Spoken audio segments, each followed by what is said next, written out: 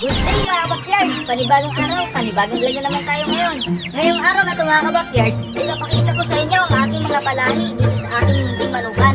Kaya samahan niyo ko mga kabakyard para ipakita sa inyo. Let's go! At ito na nga mga kabakyard, ang ating street cone. 3 months old na pala yan mga kabakyard. Tatlo sila magkakapatid mga kabakyard. Yan, ito ang isa mga kabakyard. Di ko mang kanyang palong. Maganda ang kanilang katawan mga kabakyard. Iba talaga pag naaalagaan natin ng maayos. Kita niyo naman sa itsura mga kabakyard kung gaano kagwapo ang ating manok. At ito yung pangatlo nila mga kabakyard. Nagkasugat lang ang kanyang tuka pero ayos pa naman.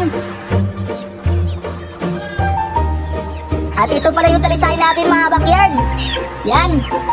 Piko ang kanyang palong mga kabakyard. At 5 months old na pala sila mga kabakyard. Di bali dalawa sila magkapatid mga kabakyard. At ito yung isa mga kabakyard. Pikom din ang kanyang palong. Hindi mo akalain mga kabakyard na magkapatid sila kasi magkaibang kulay nila. At ito naman yung talisayan mga kabakyard. 2 months old pa lang yan mga kabakyard. Straight comb. At ito din yung hirang mga kabakyard. Siguradong guwapo paglaki nito mga kabakyard. Bago matapos ang video na ito mga kabakyard, ay shoutout muna natin yung gusto magpa-shoutout. At shoutout kay Jmar Candelaria, Jeremy Salva, Shalamar, at shoutout kay Bax Backyard. Thank you sa nagpa-shoutout. At ito na nga mga kabakyard. Ito ang ating pula, straight comb mga kabakyard.